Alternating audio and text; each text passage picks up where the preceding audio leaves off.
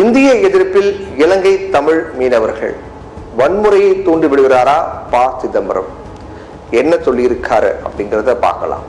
இலங்கையில இந்திய தூதரகம் முன்பாக அந்நாட்டு தமிழக மீனவர்கள் முற்றுகை போராட்டத்தில் ஈடுபட்டாங்க.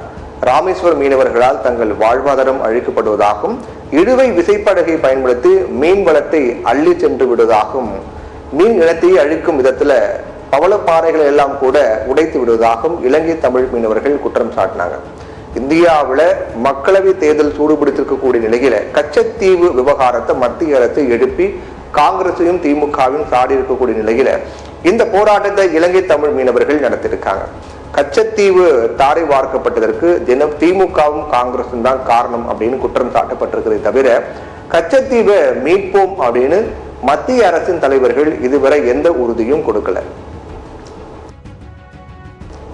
கச்சத்தீவின் வரலாறு நாம் எல்லாருமே அறிஞ்ச விஷயம்தான். ஆனா கச்சத்தீவு யாருக்கு சொந்தம் அப்படிங்கிற பிரச்சனை 1920களிலேயே தொடங்கிருச்சு.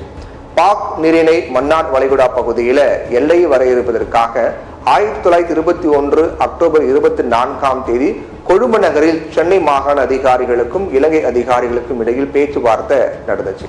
அந்த கூட்டத்துல இலங்கை சார்பாக கலந்து கொண்ட சுங்கவரிக்கான முதன்மை கலெக்டர் ஹார்பர் கச்சத்தீவு இலங்கைக்கு வரும்படி எல்லையை வகுக்கணும், இல்லைன்னா மாநாட்டை புறக்கணிப்போங்கிற மாதிரி நிறுத்தி விடலாம் அப்படிங்கிற மாதிரி சொன்னார். கச்சத்தீவு இலங்கைக்கு சொந்தம் என்பதற்கு ஆதாரமாக இந்திய அரசுடனான ஒரு கடித போக்குவரத்தை சுட்டிக்காட்டினார். இதை ஏற்காத இந்திய குழு வேணும்னா அந்த பகுதியில் மீன்பிடி உரிமையை மட்டும் தருவதாக சொன்னாங்க. அப்படி கச்சத்தீவில் இருந்து மேற்கு 3 மைல் வரை இலங்கைக்கு மீன் பிடிக்கும் உரிமை இருப்பதாக ஒரு ஒப்பந்தம் கையெழுத்தானது. அங்கு சங்கு அதிகம் இருக்கக்கூடிய பகுதி மெட்ராஸ் மாகாணத்தின் கீழ் வரதால மீன்பிடி உரிமையை விட்டு கொடுக்கலாம் அப்படின்னு பேச்சுவார்த்தை நடத்திய அதிகாரிகள் நினைச்சு இப்படி பண்ணாங்க. ஆனா இந்த ஒப்பந்தத்தை காலனி அலுவலகம் ஏத்துக்கல. அதனால சட்ட ரீதியாக இந்த ஒப்பந்தம் நடைமுறைக்கு வரல. இருந்த போதும் பேச்சுவார்த்தையில் ஒப்புக்கொண்டதால் கச்சத்தீவு இலங்கைக்கே சொந்தம் அப்படின்னு இலங்கை வாதிட ஆரம்பிச்சாங்க. இந்த சூழ்நிலையில நாடு விடுதலை அடைந்த பிறகு மீண்டும் இது குறித்து பேச்சுவார்த்தை நடத்தப்பட்டு 1974 கச்சத்தீவு அன்றைய தமிழக அரசின் ஒப்புதலுடன் வழங்கப்பட்டதாக தகவல் அறியும் உரிமை சட்டத்துல தெரிய வந்ததை அடுத்து தேர்தலுக்காக இந்த விவகாரம் பயன்படுத்தப்படுது அப்படிங்கிறது பட்டவர்த்தனமா தெரியுது. கச்சத்தீவை வழங்குவதாக ஒப்புதல் அளித்துட்டு வெளியே மக்களை சமாளிக்க திமுக கண்டன கூட்டங்களை நடத்தியதாகவும் எல்லா கட்சி கூட்டத்தையும் கூட்டியதாகவும் குற்றச்சாட்டுகள் எழுந்திருக்கு. இந்த சூழ்நிலையில தான் இலங்கை தமிழ் மீனவர்கள் இந்திய தூதரகத்தை முற்றுகையிட்டு போராட்டம் நடத்தியிருக்காங்க.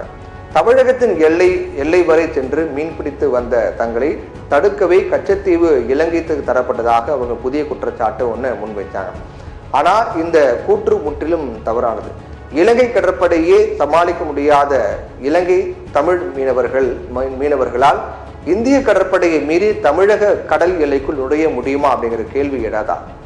இந்திய மீனவர்களின் வாழ்வாதாரமும் இலங்கை மீனவர்களின் வாழ்வாதாரமும் ஒரு சேர பாதுகாக்கப்படணும். அதுக்கு 2 தரப்பு மீனவ சங்க தலைவர்களும் சந்தித்து பேசணும். மீனவர் அல்லாதவர்களின் படகுகளுக்கு வேலையாட்களாக மீனவர்கள் செல்வதை தவிர்க்கவும் இரட்டை மடிவலையை பயன்படுத்துவது தொடர்பாக ஒரு நல்ல முடிவு எட்டப்படணும். இந்த 2 பிரச்சனைகளுக்கும் தீர்வு கண்டாலே மீனவ பிரச்சனைக்கு தீர்வு ஏற்பட்டுவிடும். ஆனா கச்சத்தீவை பொறுத்த வரைக்கும் பிரச்சனையின் மையமாக மீனவர்களின் மீன்பிடி பிரச்சனை பேசப்பட்டாலும் போதைப் பொருள் கடத்தல் உள்ளிட்ட விவகாரங்களும் இதில் அடங்கியிருப்பதாகவே டெல்லி தகவல்கள் சொல்லுது. அதனால மீனவ பிரச்சனைக்கு தீர்வு காண்பதுடன் கச்சத்தீவை குத்தகைக்கு இந்தியா பெற வழி இருக்கிறது. இதன் மூலம் பாத்தீங்கன்னா 2 நாட்டு படைகளும் கச்சத்தீவில் இருக்க முடியும். அது மட்டும் இல்லாம ராமேஸ்வரம் தலைமன்னார் இடையே கடல் மீது பாலம் கட்டப்பட வேணும். இதுவே இந்தியா இலங்கையின் வர்த்தகத்தை மேம்படுத்தவும் இரு நாட்டு மக்களிடையே உறவுகள் வலுப்படுத்தவும் வழிவகுக்கும். இந்த பிரச்சனை எல்லாம் இதுநாள் வரை கண்டு கொள்ளாம இருந்த மத்திய அரசு தேர்தல் நேரத்துல இந்த பிரச்சனையை கிளப்பி இருப்பது பல்வேறு எதிர்விளைவுகளை ஏற்படுத்தியிருக்கு. இந்நிலையில மீனவ பிரச்சனைக்கு உரிய தீர்வை கோராம கச்சத்தீவு விவகாரத்தை பேசுவதால் இலங்கை அரசுக்கும் இலங்கை வாழ் தமிழர்களுக்கு இடையே மோதல் ஏற்படும் அப்படின்னு முன்னாள் மத்திய நிதியமைச்சர் ப. சிதம்பரம் சொல்லியிருப்பது பொறுப்பான பேச்சா தெரியல.